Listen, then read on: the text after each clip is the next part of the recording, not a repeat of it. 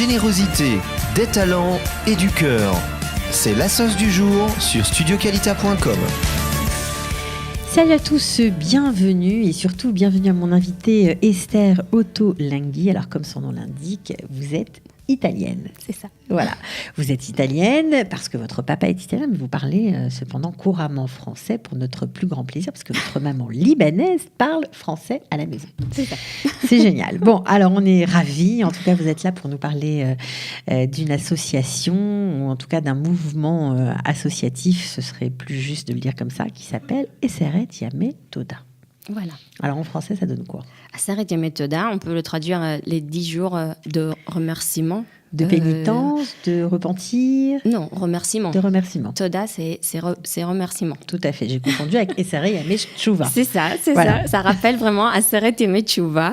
J'imagine que c'est fait pour. Exactement, Voilà, exactement. Alors, comme Aseret Yameh Tchouva, avant Yom Kippour, on se prépare 10 jours pour se repentir, on demande pardon. Alors, Aseret Yameh Toda, c'est 10 jours avant Yom Ha'atzmaut, où en fait on invite toute la société israélienne à dire merci. Et merci pour tout, chacun peut remercier qui veut, mais en fait le but principal c'est aussi de dire merci, qu'on a un État et se rendre compte qu'on a la chance d'avoir un État que pendant 2000 ans, on n'avait pas d'État. Et beaucoup de fois, pendant l'année, on est très critique, très cynique vers l'État et vers Israël. C'est juste d'être critique parce que c'est un peu la base de la démocratie. De la démocratie, bien sûr. exactement. Mais il faut quand même... pendant 10 jours avant Yom Ha'atzmaut, se rendre compte de ce qu'on a. Et voilà, alors donc on essaye de se rendre compte en disant merci. En disant merci. Alors on va bien sûr rentrer dans les détails, mais comment est née cette initiative, on va dire ? C'est parti comment ? Alors l'idée est née des anciens élèves d'une midrasha qui s'appelle Ein Prat, qui se trouve à côté de Jérusalem, dans le désert. Ein Prat, j'imagine. Ein Prat, okay. Voilà. Et les anciens élèves ont eu cette idée.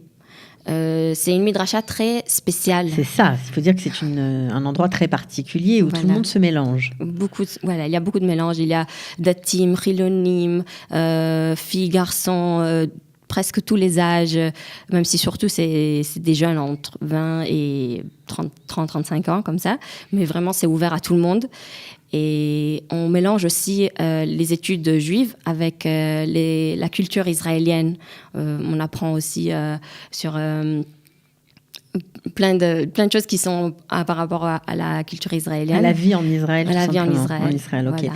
Alors, donc, des gens qui viennent de milieux complètement différents. J'imagine. Voilà. Et c'est quoi ? C'est ce bouillon en fait de culture, ce bouillonnement qu'il y a eu entre tous ces jeunes différents. C'est comme ça qu'est née cette idée ? Oui, exactement. Elle est née cette idée et elle est sortie de la midrasha et on essaie vraiment de la proposer à toute la société israélienne. Et il y a plein de façons de le faire. Pourquoi ça le fait pas de dire haut et fort qu'on aime son pays, qu'on aime Israël, qu'on est fier d'être israélien ? Non, mais je pose la question parce que c'est vrai que ces derniers temps, j'ai eu pas mal de gens qui sont venus me dire, notamment un politologue qui est venu lui aussi constater qu'il y avait un affaiblissement du sionisme. Voilà, alors on ne pense pas qu'il y a un affaiblissement, mais c'est vrai qu'en Israël, il y a plein de catégories, on est un peu... avec des étiquettes. Avec des étiquettes et parfois un peu même un contre l'autre. Et il y a des gens de droite, il y a des gens de gauche, il y a des gens d'atim, chilonim, mais c'est très séparé.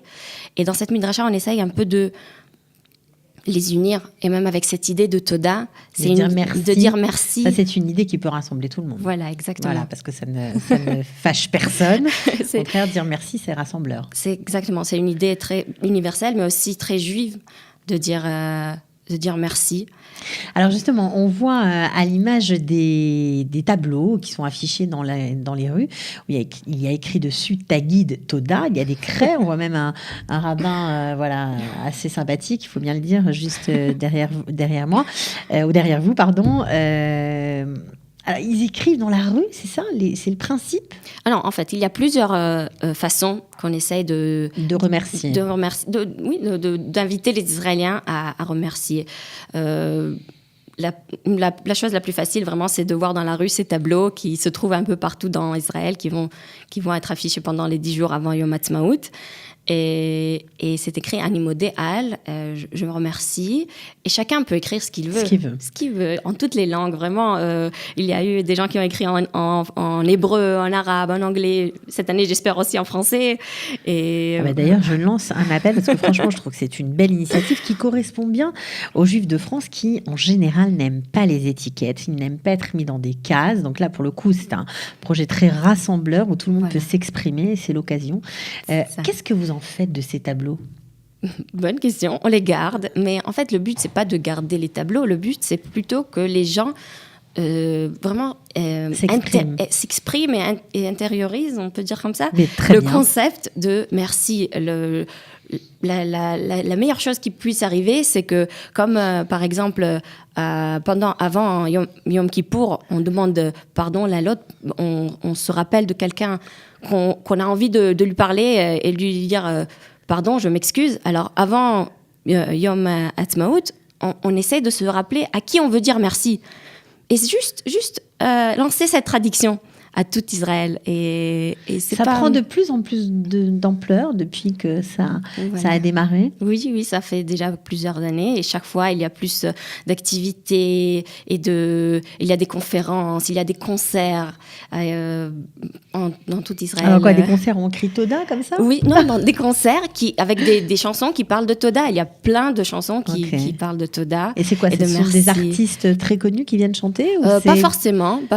Vraiment, il y a un peu de tout et il y a vraiment plusieurs activités. Il y a aussi un site où on peut rentrer, où il y a des textes qui parlent de Toda pour les gens qui veulent étudier sur ce sujet et approfondir. Et le site, c'est tentoda.org. Voilà, tentoda.org, tentoda.org.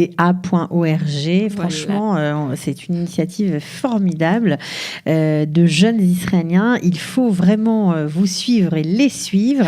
Alors justement, puisqu'on parle de vous, pourquoi vous vous êtes lancé dans cette aventure? Alors moi, personnellement, j'ai pas fait la Midrasha. J'ai pas été à la Midrasha, mais je suis rentrée dans la communauté des Bogrim, dans la communauté des anciens élèves. Il y a plusieurs communautés dans Israël. Il y a une grande communauté à Jérusalem, où il y a vraiment plein d'activités. Et moi, je dirige aussi une activité, c'est la chorale de la... Vous faites plein de choses. La chorale. La chorale de la communauté. Et voilà. La communauté de la Yeshiva d'En Prat, c'est ça? Voilà, de la Midrasha. La Midrasha d'En Prat. Alors, et vous chantez à quelle occasion? Alors, on chante beaucoup à la Kabbalat Shabbat. Il y a une Kabbalat Shabbat chaque vendredi soir. Et on chante là-bas, on chante pendant les fêtes. On va chanter aussi à Yom Ha'atzmaut. Il y a un grand tekes, une grande cérémonie à Yom Ha'atzmaut de la Midrasha et de la communauté des anciens élèves.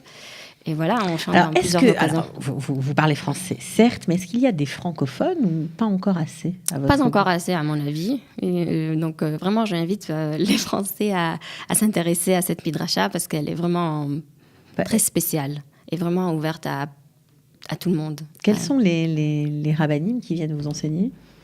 Alors, il y a en fait, disons comme c'est pas un rabbin, mais la tête de la Midrasha, c'est le docteur Micha Goodman, qui a écrit plein de livres et qui est très connu. Et le rabbin de la Midrasha, c'est Rav Dani Segal. Et il y en a. Il y a d'autres intervenants, j'imagine. Alors, vous parlez de ces 10 jours, Eseret Yamé Toda, 10 jours, on dit merci avant Yom Ha'atzmaut. Mais justement, dans cette période, il y a Yom HaShoah, il y a bien sûr Yom Zikaron juste avant Yom Ha'atzmaut. Alors, comment on peut dire merci dans cette période-là? Comment vous faites? Est-ce que vous y avez pensé? Alors, oui, c'est vrai que c'était vraiment... presque un problème. On ne savait pas comment on peut dire merci pendant ces Yom HaShoah et Yom HaZikaron. C'est vraiment très difficile. Mais en fait, on s'est dit que ce n'est pas juste un merci superficiel, que la vie est rose et tout va bien. Et c'est vrai que pour arriver à Yom Ha'atzmaut, on a une longue histoire et vraiment on a dû passer plein de choses. L'État d'Israël n'est pas la grâce à la Shoah. mais c'est la réponse à la Shoah et on ne peut pas l'ignorer. On peut pas, c'est très important de se rappeler de Yom HaShoah juste avant Yom HaZikaron et Yom Ha'atzmaut. J'imagine que ce soir-là, vous aurez un tékes particulier. Comment, qu'est-ce qui est prévu pour cette année? Alors, il y a un grand tékes qui va se passer à Migdal David cette année et qui est ouvert à tout le monde. Vraiment, tout le monde peut venir. Et c'est un tékes qui se passe entre Yom HaZikaron et Yom Ha'atzmaut. Vraiment, 1 heure avant Yom Ha'atzmaut, il y a ce passage-là qui est toujours très difficile. On ne sait pas très bien comment... On passe du deuil à la joie la plus complète. Exactement. Donc, il y a vraiment ce passage qui est très difficile et très délicat. Et on essaye de le faire avec une cérémonie qui passe d'un jour à l'autre. Et vous le faites en chanson, vous allez chanter? On va chanter, bien sûr. Et on va parler, on va raconter. Et après, à Yom Ha'atzmaut, on dit le Hallel. Et c'est un Hallel très spécial parce que c'est vrai que les mots, c'est la prière. La prière est intacte. La prière, c'est la prière, mais on va chanter. Les mélodies sont différentes. C'est les mélodies des chansons israéliennes, vraiment pour faire cette union entre le judaïsme et l'État d'Israël, qui est vraiment... C'est joli comme idée, comme démarche. Ouais. Donc ça dure combien de temps cette fête? Tout le monde peut participer. Tout le monde peut participer. Si on ne fait pas partie de la communauté, on peut venir. Migdal David, c'est un endroit magnifique.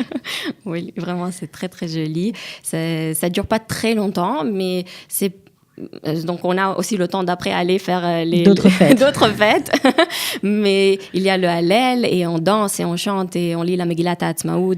Et ça va durer au moins 2-3 heures. Oui, quelques heures, mais ça va, mais c'est pas toute la nuit. C'est pas toute la nuit, d'accord. Donc ça nous laisse le temps de festoyer avec vous et d'aller festoyer encore plus fort ailleurs.